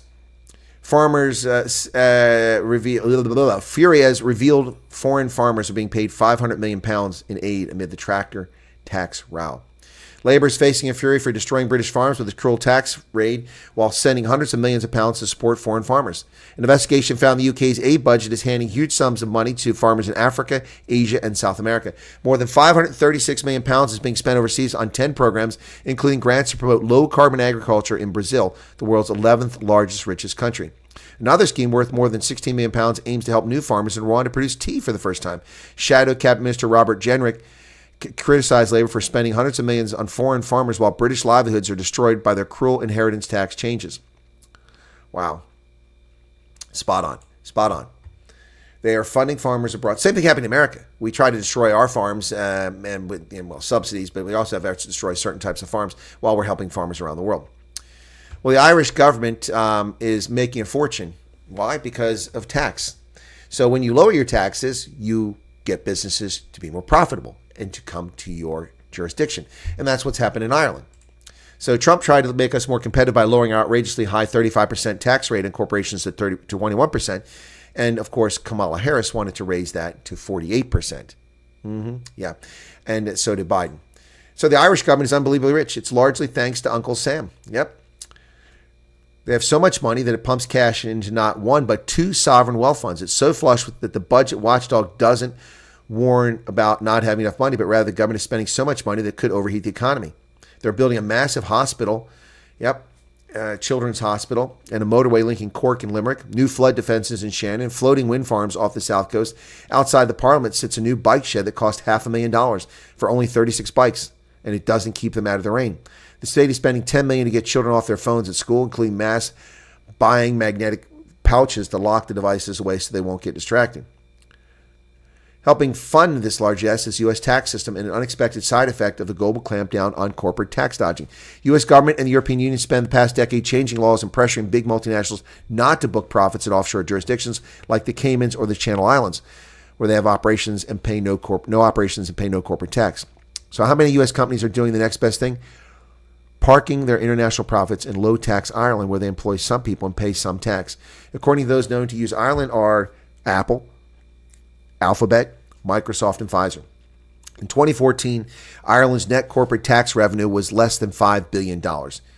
Today, in 2024, it's $37 billion. Sorry, $39.6 billion this year.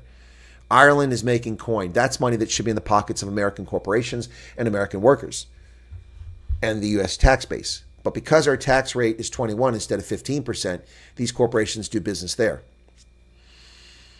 Lower taxes, make yourself competitive, and draw people. Canada does the same thing. Canada's tax on corporations is only 10 or 12%. 12%.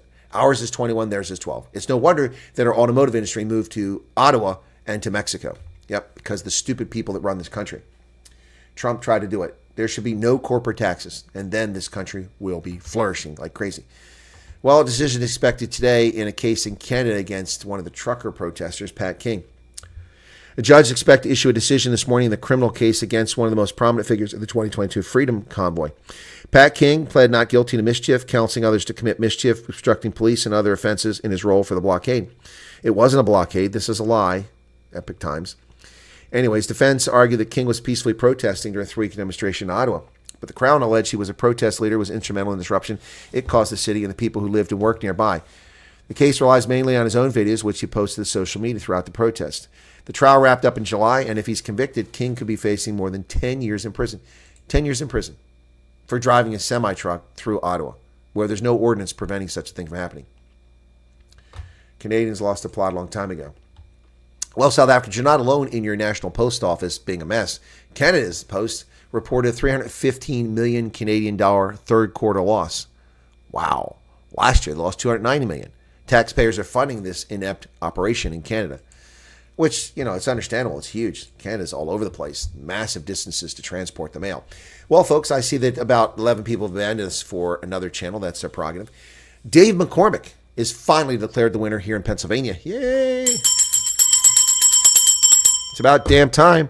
Over 2.5 weeks after the election, late last night, Pennsylvania finally Bob Casey withdrew from the race, and he admitted his defeat by 17,000 votes to Dave McCormick. The Republican takes back a seat, raising the 4 seats flip. This is beyond the wildest dreams. Republicans who hoped to get to 50 seats and thought they might get to 51, now they have 53 seats in the Senate. That means we do not need the votes of Susan Collins or Lisa Murkowski, who are fraudulent Republicans. They might as well now file and change their party affiliation to Democrats, because that's what they are, and that would lower it back to 51.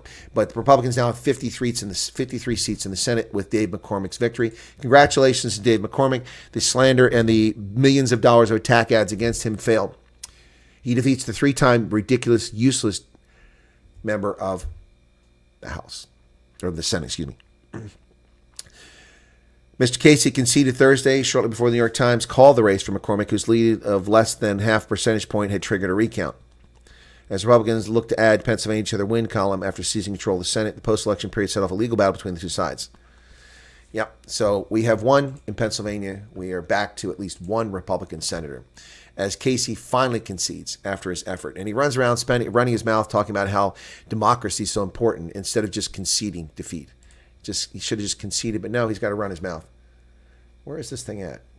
Oh, here is Casey. Okay, there we go. Oh, check this out. Check this out, folks. I got to play this real quick. I got to play this. This is unbelievable. I'm going to jump into my news program right here with this. Hang on a second. Let me get this. I finally found out how I can get these things. And you start fixating yourself on the American culture, the Western culture. You see, the shaitan tricks you with all this advancement in technology. Yet, they still haven't figured out that when you go to the bathroom, they're still wiping themselves with paper. Yeah. All this advancement. Think about how advanced they've become. They're trying to go to Mars. They're trying to take over Saturn. They're trying to do all this stuff. They. Do you see the problem with letting people in the country who don't accept your mores, norms, and laws? They. This garbage is happening in America. This inculcation, this indoctrination of young kids sitting in this room. These are all children, except for a couple of adults in the room. They're being indoctrinated into this hateful, radical Islamist philosophy. He keeps talking about they. You're in our country. If we are they, then get out. Go back to where you came from. But listen to his accent. He's obviously born here, and he speaks of such hatred of the land that gives him freedom to be such a douchebag. Are trying to be self-driven. Yet when they go to do the most lowest form of human nature, the call of nature, they are still wiping themselves and cleaning themselves with paper. And what are you using? Your left hand? Are you using your left hand to wipe your ass? Uncivilized. Do not be tricked and deceived by their technology. Do not be tricked and deceived by their philosophies and their Western... There. Then get the fuck out. And their ideas, at the end of the day, they are still backwards. Allah has... Says a guy who believes that it's okay to marry 9-year-olds. Mm-hmm. We're backwards. Sent us to these nations to civilize them. You've been sent here to civilize me?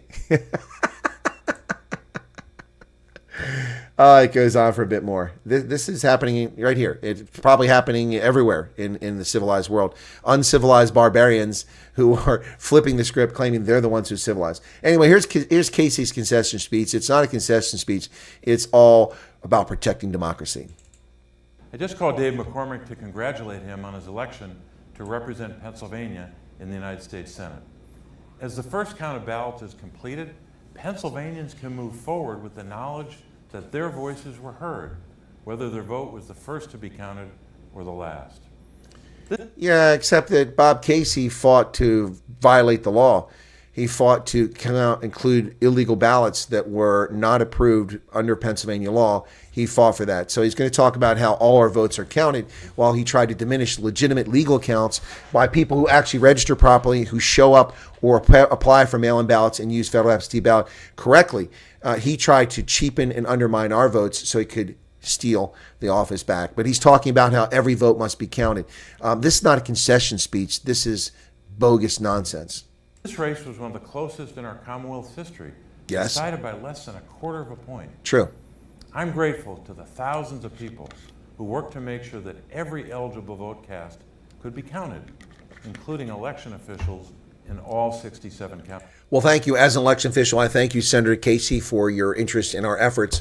But you were seeking to count not just all legal ballots, but illegal ballots in Bucks County, in Philadelphia County. So you're just a disgrace. Good riddance. When a Pennsylvanian takes the time to cast a legal vote, often waiting in long lines and taking time away from their work and family, they deserve to know that their vote will count. Once again, he's using the same line. The issue in Bucks County and in Philadelphia County wasn't people standing in line. It was mail-in ballots. And that's what he was trying to get counted. I've had enough of this Bob Casey garbage. Thank God he's not our senator anymore. What a disgrace. And boot him and, John Fetterman, Uncle Fester out of office next time. That'd be a lovely, lovely outcome. Looking forward to that. Looking forward to that, folks. Really looking forward to that. Anyway, yeah, says the dude literally handling a microphone. Yeah, that wasn't created by his faith and his culture. Beer is made from barley and hops, among other things. Good thing I have a spanner. I'd be much more ruthless than you. Don't have a spanner. Yeah. What else here? Marilyn, what's this? Neville Purdon. Hey, Neville, how's it going? And he uses Roman sponge and stick. Yeah. Does this guy have a speech impediment? At least Pennsylvania concludes the count. Yes, finally. What's your view on Cameron on the arrest warrant? Cameron, did you just show up? I mean, literally, less than 5 minutes ago I discussed this topic. Literally less than 5 minutes ago. It was, let me see, 1, 2, 3, 4 articles ago. Yeah, no, I said that I talked about this. I stand with Viktor Orban. Casey put on his best Mr. Rogers face. Agreed, Mike. That was really well said. So let's take a look at the presidential election results. They're losing their minds. First off, illegitimately, Jessica Tarloff and other Democrats are claiming Trump does not have a majority. He does. He still has 50% of the vote, although it's likely to go below 50%. And New York Times is busy trying to say this was an overwhelming victory. But Donald Trump has 76,783,000, nearly 77 million votes. That, ladies and gentlemen, is nearly 4 million votes more than he got in 2020 and represents 14 million more votes than he got in 2016. 14 million more votes than he got in 2016. Wow, but they're saying it's not overwhelming. 98.9%, that means 1.1% of the votes are outstanding. The race won't change. The only difference is will he go below 50%, which is what they're going to try to claim. In California, Donald Trump is on the verge of reaching his vote total from 2020. He is at 5,938,000. He had 6 million there. But the difference is not there. It's well, that does make a difference.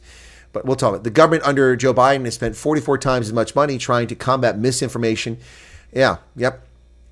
Open the books of spending watchdog said the federal government has spent $267 million since 2021 on contracts and research grants that include the term misinformation in the proposals. During the Trump administration, just $7 million was spent on grants involving misinformation. This works out to a 44-fold increase in spending under President Biden, in even an area where even experts disagree on what constitutes misinformation.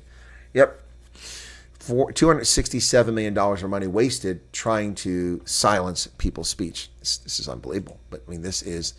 I check real quick and make sure whether. Boy, I got so many damn messages came in.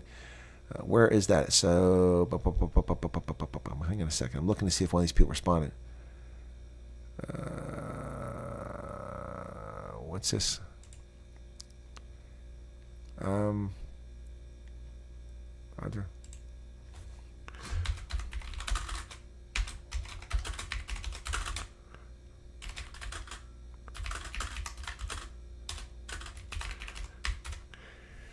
All right, so I am doing the Alex Newman interview. I got a name. I didn't recognize his name, so I had to check on that. Okay, so got it undercover. We got it under. It's taken care of. Self-entitled, be a victim. What a combo. Eating pets will be last as long as VidCon. Yeah, exactly. VidCon eating pets. They're eating the pets. They're eating the cats. They're eating the dogs. We have a follow-up list of installed PA Democrats we are targeting. Yeah. Shapiro. Yep. Yeah, one of them, sure. Yep. All right. So Donald Trump has picked Pam Bondi, former Attorney General of Florida, to be his Attorney General for the United States. There you go. The blonde bombshell. Miss Bondi served on his legal team during his first impeachment. Yep, there she is. Former top prosecutor for Attorney General Pam Bondi. All right, I'm going to do a poll. We still got close to 100 people here, so we should get a representative sampling here. All right, so, okay. Is Pam Bondi a good nomination for attorney? Okay, well, I got some spelling check here. Pam, how did I get that wrong? P-A-M, Pam Bondi, a good nomination. All right, the poll's up. You can vote, folks. All right, even Soros has to admit what? Like to know why the U.S. military does not deploy on domestic soil when they took an oath to protect. We do deploy on domestic soil, Cameron. That's a fairy tale. Who told you we don't? We do it all the time. The United States military active forces deployed to Los Angeles in 1992 in the wake of the Rodney King riots. We did that, absolutely. United States military is deployed to western states to combat forest fires over and over again. The United States military, including the Mercy ship, went down to respond to Katrina. The United States military has been employed to protect school children after Brown versus the Board of Education in 1954. The decision against Democrat racist in the Deep South preventing black kids from going to school and integrating it. The U.S. Army was at Little Rock schools to protect black kids go to school. U.S. military has been used for domestic purposes all the time. U.S. military was raised in George Washington's term, an army of 13,000 raised. They arrived at Carlisle Barracks right here, just a few miles from my house, a couple kilometers away. And George Washington led that army on horseback into western Pennsylvania to put down a rebellion over the tax on whiskey. The rebellion just fell apart before the army ever got there, so they weren't engaged in any combat. U.S. military has been used domestically for centuries. We have been used recently. So that's a fairy tale and a myth. I'm not sure where you get that information from or who told you that, but they don't know what they're talking about if someone told you that. Do not know much about it, says Charles. Okay. The chess move, Bondi was always the plan. Can't challenge with sex thing. Great move, and now he's identified the moles. Exactly. You know what, Mike? You know what? I think you're 100%. That's why I think we were punked with the whole Matt Gaetz thing. Matt took the hit and he got out from under the House ethics and probed. Yeah, I think that was brilliant. And Trump will appoint something that doesn't require congressional confirmation or Senate confirmation. That's what will happen most likely. All right. So anyway, I agree. There's some nominations Trump knew would be shot down. Yep. Does that apply to CIA as well, Chris? Cameron, no. The CIA is forbidden by law from operating in the United States. Intelligence. Now, they do have their headquarters here. They do have their analysts here. They do have planning here. All of that's legal, but they cannot conduct intelligence operations inside the United States. Of course, Hollywood would have you believe they do it all over the place and they're everywhere and they're omnipresent. The CIA is not nearly as competent or capable as people give them credit for being. I know. I've worked with the CIA all over the world on numerous occasions. Some things they do are absolutely incredible. Some things are absolutely inept, just like any other organization. Yeah, the CIA are supposed to operate overseas. Intelligence in the United States at the federal level is the purview of the Federal Bureau of Investigation. That's their responsibility. As well as the Nuclear Regulatory Agency they have, and Department of Energy, they have intelligence responsibilities domestically. Beyond that, it's all up to law enforcement. The military doesn't do intelligence here, other than an analytical work and training analysts. But we don't collect on Americans. We're not allowed to. The National Security Agency also has capability to collect on Americans, but normally that is illegal, and they're not allowed to do it. There have been some provisions since 9/11 of allowed to do certain things, and that's what people are pushing back against. So, what's this about? Hell for Denver? Oh, Ellen DeGeneres. Yeah. That's been reported by a lot of news sites. They're also reporting other people are leaving for overseas. Good riddance. I hope they stay there. Too many three-letter TV shows for the build-up. Yep. All right, so you're right. Now they can't go after Pam Bondi because she's a woman. All right, 18 of the 27. Let me refresh and see if any more picks have been made once it's been on. Nope. So now we have 18 of the 27 major picks in the Trump White House in the order that they're there.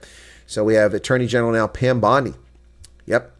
Secretary of Education, Linda McMahon. Let's get ready to educate. Linda McMahon. So Trump is likely to use the impoundment capacity of the presidency. The executive branch has the authority to do impoundment of federal funds that Congress approves. However, Congress enacted a law in the 1970s restricting executive privilege here, and this is going to be a constitutional row This will go to the Constitution, no doubt about it. Trump will challenge the constitutionality of a 1974 law limiting the president's power to withhold federal funds. President-elect Trump has said he intends to cut government spending by reasserting his presidential power of impoundment, a move certain to spark a court battle and one that could redefine presidential power for decades to come. Yep, impoundment occurs when the president chooses not to disperse funds authorized by Congress, instead leaving them unspent in the Treasury. This is a power not mentioned in the Constitution, but has been employed by presidents since Thomas Jefferson. Congress enacted limits on that practice 50 years ago, but Trump intends to challenge the Impoundment Control Act of 1974, which he believes is unconstitutional. Wow. This is something the Democrats can gear up for, because this is a real challenge here. Marjorie Taylor Greene will now be responsible for chairing a committee in the House, just 3 years into her time as a member of the House. The rise of the Republican representative from Georgia signals an ascendancy of MAGA wing of the GOP in Congress. 3 years after she arrived, Greene is poised to hold the gavel for the first time, a sign of ascendancy of MAGA. Yep. Wow. She had been stripped in 2021 of her committee assignments by Democrats and shunned by colleagues, but now she will be in charge of a new subcommittee to eliminate government waste. MTG strikes. Go Marjorie Taylor Greene.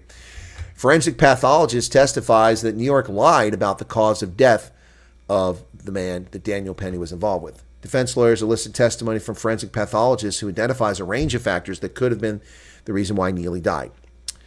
Defense attorneys continued in the trial of former Marine Daniel Penny. Forensic pathologist Dr. Satish Chundra was called to the witness stand to provide expert testimony on the cause of Jordan Neely's death on May 1st of 2023 on the subway.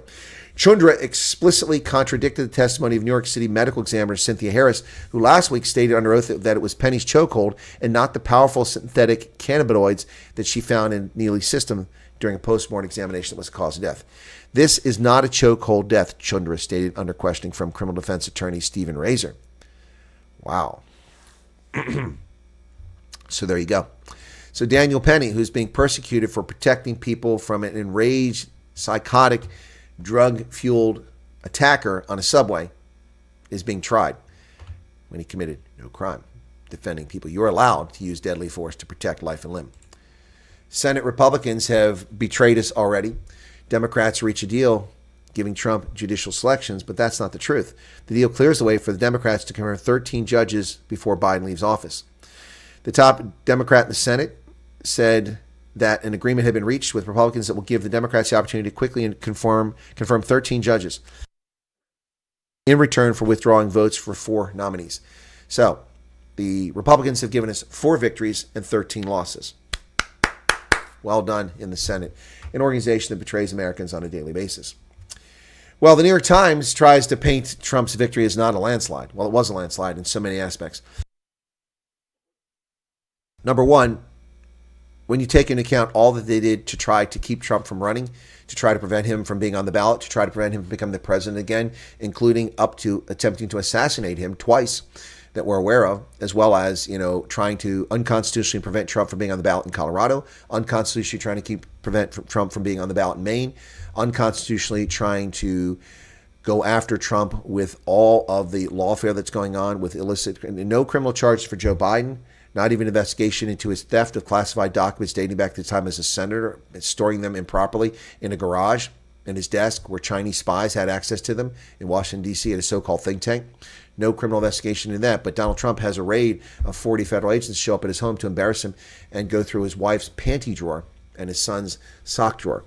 Yeah, no, despite all the efforts, Donald Trump won 77 million votes, 4 million more than he got in 2020, and 14 million more than he got in 2016. Despite all that, Donald Trump won the presidency. He won 31 states. He won a resounding landslide of electoral votes, 312 to just 226. Donald Trump won every state that he won by 50%, with the exception of Wisconsin, Michigan, which were just under 50%. This was an electoral landslide. The Republicans flipped 4 Senate seats. That's unheard of. 4 Senate seats. And they retained control of the House of Representatives. But the New York Times is trying to paint this as not a landslide. It was a red tsunami. Given all the lies and the $1 billion that was wasted by the Democrats on Kamala Harris's campaign, the theft of the nomination by the Democratic Party, this was a landslide in so many respects. The landslide that wasn't. Trump and allies pump up his narrow victory. The latest vote count shows Trump won the popular vote by one of the smallest margins since the 19th century. But Mr. Trump claims a powerful mandate. Yeah, of course. Of course. Wow. So there you go. So here's why Trump did so well. One example. I've talked about this on my radio program the other night, but here you go. Trump gained 95,000 votes in New York City, while the Democrats lost 500,000 votes. That's a 600,000 vote swing in one place. One place. And what they're not talking about here, folks, is that Trump gained everywhere while the Democrats lost everywhere, but especially in Queens and Manhattan. But here's the thing. In all of New York City, the Democrats lost 573,000 votes for president. Trump gained almost 95,000. They lost the most in Queens, 164,000. In Brooklyn, 151,000. And even in Staten Island, they lost 25,000. But Staten Island is a Republican stronghold. Trump gained just 900 votes in Staten Island, but he gained 35,000 votes in Queens. That's a 200,000 vote swing in just one borough of one city. So you can call it what you want. It's a Trump landslide. Speaking of that, the New York Times finally conceded last night that Dave McCormick won in Pennsylvania. So you can see Pennsylvania, Ohio, West Virginia, 3 states that border each other. We flipped Senate seats all in the same place and took Montana as well, getting rid of John Tester, giving Republicans 53 seats in the Senate. Wow. Wow. The Democrats technically only have 45 seats because in Maine, you have Angus King, who's an independent, and in Vermont, you have Bernie Sanders, who's an independent. They caucus with the Democrats, but they're technically just 45. It's 53 to 45 if you look at things correctly. 53 to 45, but we really have 47 votes. Meanwhile, in the House of Representatives, over 2.5 weeks since the election, we still have 3 races that are undecided. The margin for the Republicans continues to narrow as votes can come in, and the margin for the Democrat flipping the Republican seat, Tran, who was trailing for 10 days, suddenly got ahead. Now it's increased to 480 votes. It looks increasingly likely that Democrats will take 2 of these seats, even though Republicans had the lead in them for over 2 weeks. Miller Meeks in Iowa 1, still leading by 801 votes, yet to be called. Duarte in California 13, 194 votes, down by 800 from 800 to 194. In California 45, Tran up by 480 votes. That seems like an insurmountable number now. So 219 to 213, Republicans control the House of Representatives. Well, there you have it. So I've got a couple op-eds I want to talk about here, but that's the news for today. We still have 89 people here, 90 likes. If you haven't hit the like button, can you please hit it? Yep. All right, so where are we at here? Moonchild, welcome to you. The Democrats are sore losers, Eric. I thought you were called to dinner. Did you come back? Last physical test numbers, 34 pulls, 102 push-ups. 102 push-ups, incredible, Cam. You must be very fit. I used to do about 90 when I was young. I did over 100 more than once, but yeah. Mitch McConnell got his promotion over Gates. What's he promoted to? Mitch McConnell's done.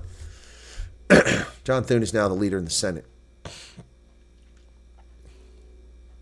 taking Marine Corps physical tests the last 2 years, and I've done so many times I can barely break a sweat. People think Megan is doing it for the goodness of her heart. She's just cashing elections. Who, Megan Kelly? Yeah, she's just cashing in. Mike says, I know you're not a Megan fan, but she discussed cabinets, Pete's possible personal roadblocks. I like Pete, but I'm a McGregor fan. Yeah, yeah. McGregor would be a great choice. Or Chris Wyatt. McGregor would be a fantastic choice. Yep. Can afford to become a Navy SEAL or become a U.S. Marine? Yes, Cameron. A foreign national can become a member of the U.S. military. You absolutely can. In fact, it's a long tradition for foreign nationals to become U.S. citizens on a faster path. You can become a U.S. citizen, I believe, in just 3 years if you serve honorably in the military. I believe that to be correct. So we have a lot of foreign nationals in our military. It's normal. You're allowed to do it. It will require a physical fitness test, an application, a criminal records background check, and a number of things. I don't know how to tell you to do it. You have to go to the Marines website if you want to do it. But become a Navy SEAL, you have to go in the Navy first. You don't enlist to be a Navy SEAL. You have to get in the Navy, and then you have to go qualify for bucks or boots, whatever the hell that program is called. Yep. So you can do that, but it's definitely something available to foreign nationals. Matthew says there are too many women in the cabinet. How many women are in the cabinet? I didn't look at that. The big argument now, that the whining is that there are no black people in the cabinet. No black people. Where's Trump's cabinet at? I got it here somewhere. There we go. 1, 2, well, not cabinet, including staff. 1, 2, 3, 4, 5, 6. That's not too many. Out of 14, 6. That's about even. That's about even. And it was 5 until Gates dropped out. So there you go. Only 27 votes in my poll. I'm guessing people don't know Pam Bondi that very well, so they probably aren't going to commit. All right, so 89% said she's a good choice. I agree she's a brilliant choice. Non-swimmer is slow-moving sperm. What does that got to do with anything?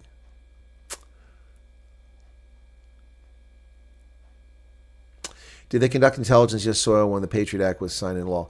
CIA? No. NSA, yes. Yep.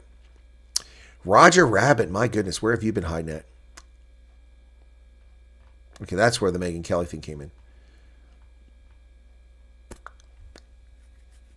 McConnell's on the Senate Rules Committee.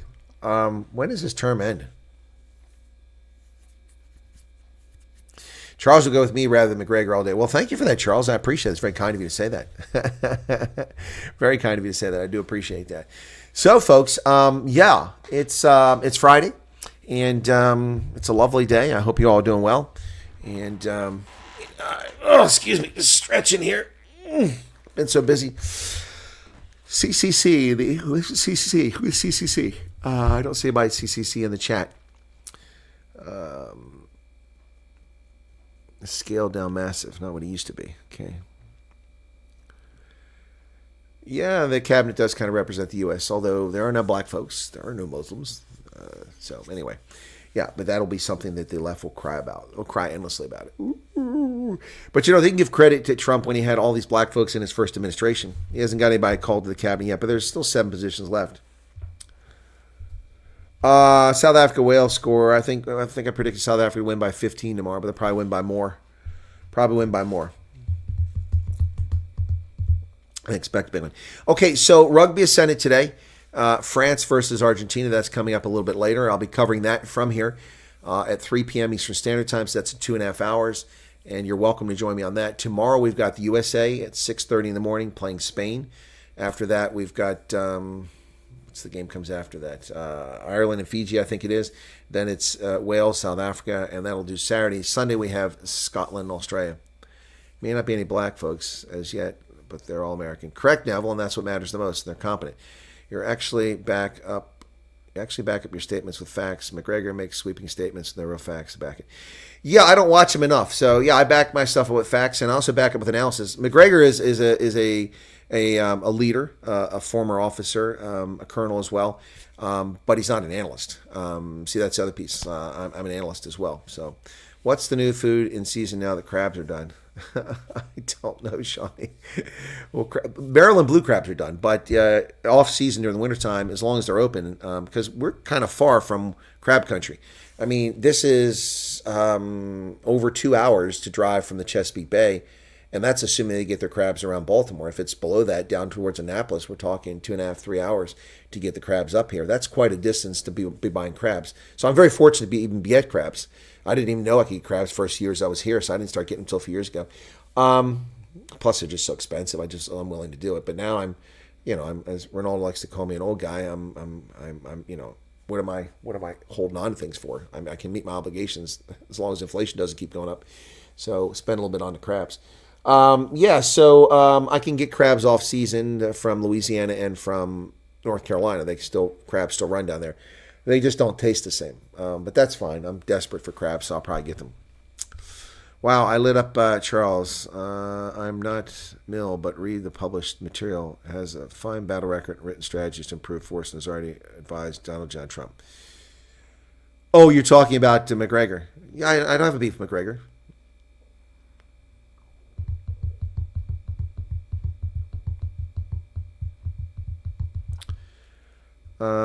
Black folks barely vote for Trump. That's true. Oh, no tin crab. Oh, no. That's desperation. That tin crab comes from Thailand. Yeah, that's where it comes from. There's Phillips, a big seafood company here in Maryland, very famous. Phillips, a big crab operations, Chesapeake Bay, but as the crab population plummeted, they had to back off of that. The crabs have recovered, but they're nowhere near where they were 100 years ago. they started getting their crabs and sourcing it from Thailand. Diddy crab. Read his stuff, but if you watch his recent stuff recently on Ukraine, I believe he is dead. Yeah, no. A lot of people saying that. So anyway. All right, well, I'm not going to get in a Doug McGregor fight. Doug McGregor does become the defense minister. He's welcome to hire me as the Undersecretary of Defense for Africa. I'd be willing to take that position. Cameron wants to know, have you ever hiked the Appalachian Trail? I've hiked parts of it, absolutely. North Carolina, I've hiked on the Appalachian Trail. It was brilliant, beautiful location. And the Appalachian Trail is 2 kilometers from my house. 2 kilometers from my house. It runs up the spine of the Appalachians just right through here in central Pennsylvania. And I have hiked sections of that. Yeah, absolutely. It's pretty cool. It's one of the coolest things America ever did is create the Appalachian Trail. It'd be neat if they had something similar to the Rockies, but it's very hard to do. It'd have to be something that it walked at low altitudes, you know. Whales by 50. Cameron says, wow, can I come and visit you, Chris? Yeah, Cameron, you're welcome to visit anytime. I've had visitors from South Africa here. So I've had people live in Ohio. There was expats from South Africa. They've been here. Also went to a Hershey Bears hockey game with them. They bought my tickets. Thank you for my ticket. Thank you very much for that. And I took them and gave them a free tour of the Gettysburg battlefield, which was pretty epic. I've had Afri Forum as guest. Met up with Ernst Rutz and Ernst van Zyl. Yep. Pablo says, can I visit? Sure. Part of the trail's missing in North Carolina, Beth. I didn't know that, but I'm not shocked. There's probably trees down all over the trail that have yet to be cleaned up. Erica says she's like, well, hiking's great stuff. I love hiking, but I do not carry those ski poles. That's, the Germans started that nonsense about, 20 years ago, suddenly old people walking with ski poles, then young people walking with ski poles. What are the ski poles for? You're going to fall down? You need to brace yourself? Does anybody know what those poles are for? Does anybody know what those poles are for? Well, I have 2 couches, Matthew. I have a sitting room and a living room. Anybody know what those poles are for? I never understood that. It makes no sense to me whatsoever. My goodness, that is just plain crazy. Plain crazy. Anyway, yeah. So, anyway, so false security. I guess so, George. Hey, George, how you doing? Good to see you there. Anyway, false sense of security, I guess. I don't know. It's just, I've never quite understood that. Anyway, right. Never carried poles. Well, yeah, but you guys know what I'm talking about. Maybe you don't see it so much in South Africa, but you see it in Germany. You see it in America. I see people carrying, and they do it even when they're on pavement. it's click, click, click, click, click, click, click. Oh, I don't get it. Yeah, but I mean, a 22-year-old doesn't need that balance. Yeah, Oregon does have great trails, Garrett, but there's also the Oregon Trail, which is not in Oregon. Yeah. All I can see is that those poles must make an uncomfortable hike. Yeah, I mean, they have to carry them all the time. George is mostly tourist. Yeah, it's the tourists coming from Germany, probably. Anyway, all right, I'm going to wrap it up here, folks. Thanks for being here. I'm going to leave you with some music. You'll get a little bit of Giselle here, okay? So please enjoy that, and we'll see you. When do the blood work? Oh, I didn't do it, Shawnee. I have to have 12 hours of fasting, and I haven't done that. I couldn't go this morning, so I'm going to have to try to maybe Sunday to Monday do the fasting, and then go Monday morning. So, but I have the other blood work. That's already done, and the chest x-ray, but I haven't looked at it. All right, you guys take care. Have a good weekend. Hopefully you'll join me on Rugby Ascendant for 5 games this weekend, starting this afternoon with France and Argentina. Cheers. Leg je voeten op, leg je voeten op, hop, leg je voeten op. Leg je voeten op, oh, leg je voeten op. Leg je voeten op, hop, leg je voeten op. Leg je voeten op, oh, leg je voeten op. En begin spring, spring, spring. Want liefde is een lied en jij moet zing, zing, zing. Oh, leg je voeten op en begin spring, spring, spring. Want liefde is een lied, kom laat ons zing. Het is tijd dat ons meer dankie sê vir alles wat ons het. En vir die skoen aan ons voete en die klere aan ons lyf en die kossies wat ons eet. En dankie vir die werk waarin ek elke dag mag ry. Alles hierdie plek se highways nie vir my. Leg je voeten op en begin spring, spring, spring. Want lewe is 'n lied en jy moet sing, sing, sing. Oh, leg je voeten op en begin spring, spring, spring. Want die lewe is 'n lied, kom laat ons sing. En dankie vir elke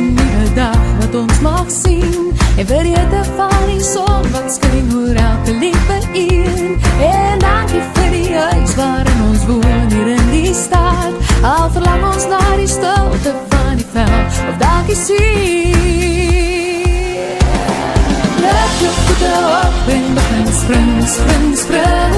Want leven is een lied en jij moet zing, zing, zing. Oh, leg je voeten op en begin spring, spring, spring. Want leven is een lied, kom laat ons zingen. Oh, die leven is een lied, kom laat ons zingen. Oh, die leven is een lied, kom laat ons zingen.